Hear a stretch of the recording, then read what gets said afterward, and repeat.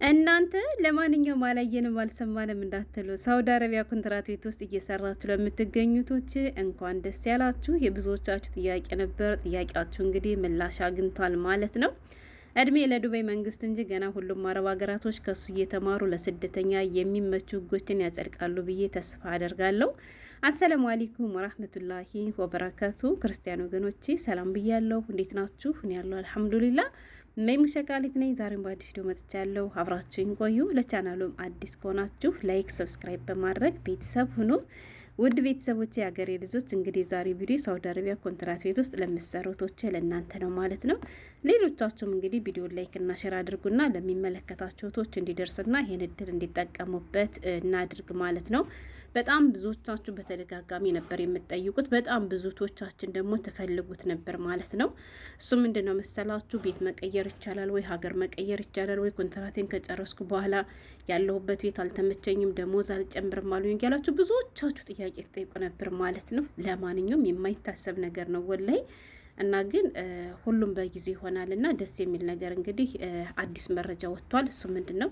ቀደም ሲል ምን ብያቸዋለሁ መሰላችሁ? እድሜ ለዱባይ መንግስት እንጂ ገና ሁሉም አረብ ሀገራቶች ከሱ እየተማሩ ብዙ ነገሮችን ያሻሽላሉ ብዬ ተስፋ አድርጋለሁ ያልኳችሁ በምክንያት ነው ማለት ነው። እሱ ምንድን ነው መሰላችሁ?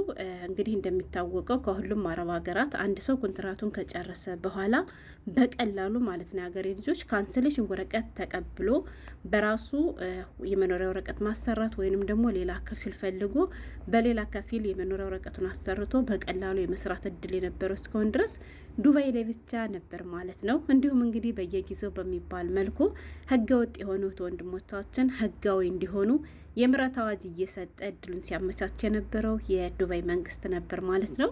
እንግዲህ ከዱባይ መንግስት በመነሳት ይመስለኛል በባለፈው አመት የሳውዲ አረቢያ መንግስትም የምህረት አዋጅ ሰጥቶ በርካታ እህት ወንድሞቻችን እንግዲህ ህጋዊ እንዲሆኑ እድሉን ከፍቶላቸው ነበር ማለት ነው። እና ዛሬም ደግሞ ከወደ ሳውዲ አረቢያ የተሰማው ነገር በጣም ደስ የሚል ነው። እሱ ምንድን ነው መሰላችሁ? እስከ ዛሬ ድረስ አንዲት ሰራተኛ ኮንትራቷን ከጨረሰች በከፊሏ ስር ነበረች ማለት ነው። እነሱ ካልፈቀዱላት በቀር ምንም ነገር ማድረግ አትችልም ነበር ማለት ነው። እንግዲህ ዛሬ ላይ ግን የአገሬ ልጆች እናንተ ኮንትራታችሁን ከጨረሳችሁ ያነ ከፊላችሁ እንደማይመለከተው የሚያሳይ መረጃ ነው የወጣው ማለት ነው።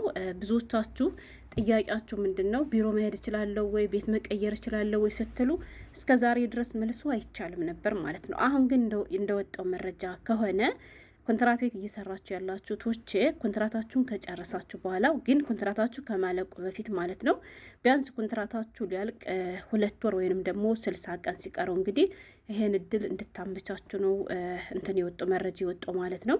እናንተ ከዚያ ቤት የመቀጠል ፍላጎት ከሌላችሁ ወይ ደግሞ አልጨምርም ብለዋችሁ ወይ ደግሞ ቤቱ ያልተመቻችሁ ሆኖ ከሆነ እናንተ ከነሱ ቤት እያላችሁ ያላችሁባቸውን ከፊሎቻችሁን ሳትጠይቁ ማለት ነው መብታችሁ ነው። ገባችሁ?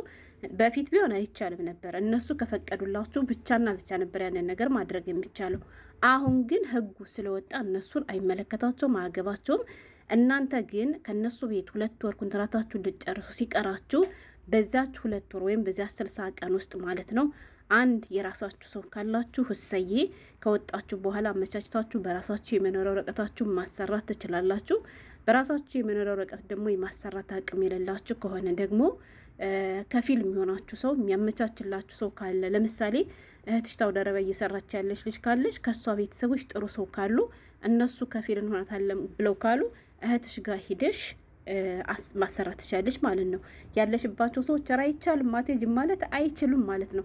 ሀታ መጥፋት ሁሉ ትችላላችሁ ተብሏል። እሺ ኮንትራታችሁን ልትጨርሱ 60 ቀን ሲቀራችሁ ብትጠፍራችሁ ተጠያቂ አትሆኑም። ግን በዚያ 60 ቀን ውስጥ እንደጠፋችሁ ወዲሆን ፕሮሰሳችሁ እናንተ መጨረስ አለባችሁ። ጨርሳችሁ ህጋዊ መሆን አለባችሁ። ብቻ ከፊል አግኙ እንጂ ሀታ በዚያች 60 ቀን ውስጥ ብትጠፉ ራሱ እነሱ እናንተን መቦለክ ወይንም ደግሞ ሌላ ነገር ማድረግ አይችሉም ማለት ነው። እና ይሄ እድል በጣም ትልቅ ነገር ነው። ብዙዎቻችሁ እንግዲህ ስትጠብቁት የነበረው ነው። ስለዚህ ሀገሬ ልጆች ይህን እድል ደግሞ እናንተ ተጠቀሙበት። ወይንም ደግሞ በቢሮ በኩል እንግዲህ ለምሳሌ የመጣችሁባቸው ቢሮዎች ከ2 ዓመት በፊት ማለት ነው እነሱም በእርግጠኝነት አሚን ብሎ ነው የሚቀበሏችሁ። ከእነሱ ጋር ግን በአረቦች ቢሮ እንዳትሄዱ እሺ። ቤት መቀየር ፈልጋለሁ ምናምን ብላችሁ እነሱ እሺ እኔ ልቀይርልሽ ብለው እነሱ ከሚፈልጉት ሰው ለሌላ አረብ ምናምን እንዳይሸጧችሁ። ከዚህ ላይ ግን ጥንቃቄ አድርጉ እሺ።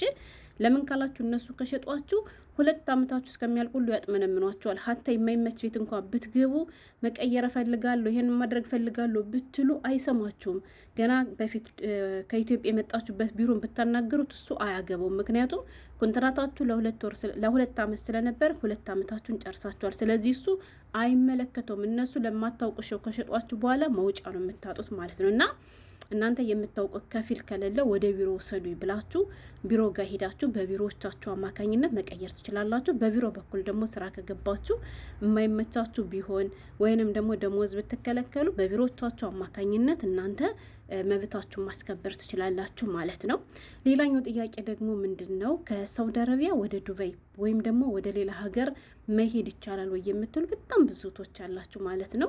አዎ መሄድ ይቻላል ማለት ነው። በተለይ ደግሞ የብዙዎቻችሁ ጥያቄ ወደ ዱባይ መሄድ ይቻላል ወይ ነው የምትሉት። አዎ መሄድ ይቻላል፣ ግን እሱንም ለማድረግ ደግሞ ዝም ብሎ ተነስታችሁ ምናምን አይደለም የምትመጡት። ገባችሁ? አሁን ወደ ሀገራችሁ ለመሄድ ኮንትራታችሁን ከጨረሳችሁ እነሱ ትኬት ከቆረጡላችሁ መሄድ ትችላላችሁ። ግን አሰሪዎቻችሁ ፈቅዶላችሁ ትኬት ስለቆረጡላችሁ ብቻ ዱባይ መምጣት አትችሉም። እናንተ ትመጣላችሁ፣ ግን ከመጣችሁ በኋላስ ምንድን ነው የሚሆነው? ምንድን ነው ማድረግ ያለብኝ የሚለው ነገር መቅደም ነው ያለበት። ገባችሁ? እናንተ ወደ ዱባይ ለመምጣት ከመምጣታችሁ በፊት ገና ከፊል ማፈላለግ አለባችሁ አሁንም። ወይንም ደግሞ የራሳችሁ የሆነ ሰው ሊኖራችሁ ይገባል። ገባችሁ? የራሳችሁ የሆነ ሰው ካለ የሚቀበላችሁ የሚያመቻችላችሁ መታችሁ የምታርፉበት ካለ ትችላላችሁ። ወይም ደግሞ ገና እናንተ ከዚያ እያላችሁ ሰው ከዚህ ካላችሁ የሚቀበላችሁ አምቶ ከፊል የሚሆናችሁ ካለ እንደዚያ ማስጨረስ ትችላላችሁ። ግን መምጣት ይቻላል ማለት ነው። እሺ ብዙ ልጆች አይቻልም ኢትዮጵያ ገብታችሁ ግዴታ ነው መመለስ ያለባችሁ ምናምን ይላሉ። ይሄ ዝም ብሎ ነው። እሺ የሚቀበላችሁ ካለ ለምሳሌ ልንገራችሁ። እኔ ያለሁ አይደለ እኔ እየሰራሁ ካለሁባቸው ሰዎች ቤት ውስጥ አንድ ሰው ከነሱ ውስጥ ማለት ነው ሰራተኛ ፈልጋለሁ ካለ እናንተን ወይም ፈልጋትልኝ ከሳውዲ አረቢያ ማስመጣት ትችላለሁ። ከመጣሽ በኋላ እነሱ ከፊል ሆኗታል፣ የቃማን ያሰሩላታል፣ አለቅ። ወይም ደግሞ መተሽ በራስሽ ወረቀት የማሰራት አቅም ካለሽ መተሽን በራስሽ መስራት ትችላለሽ ማለት ነው። እና ይቻላል በጥቅሉ።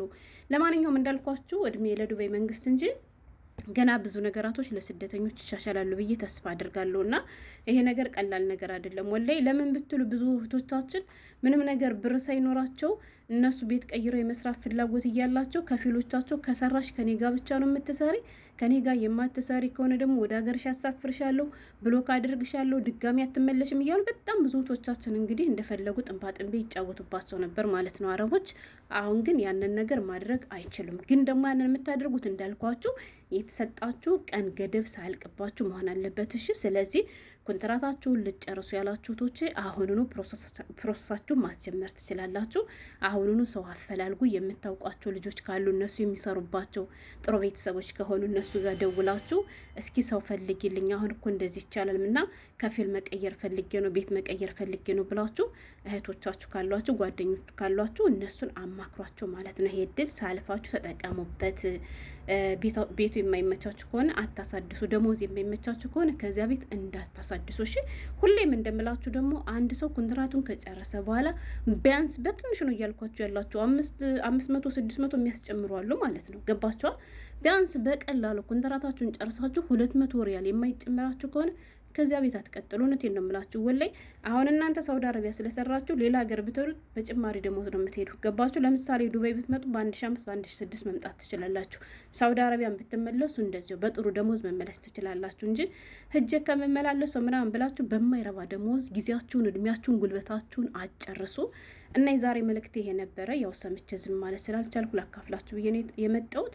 ቪዲዮ ከተመቻችሁ ደግሞ ላይክ እና ሼር በማድረግ ለቤተሰቦቻችሁ አካፍሉ። ጀረስ ጭሆብኛል፣ የሸቃላ ነገር ይሄ ነው።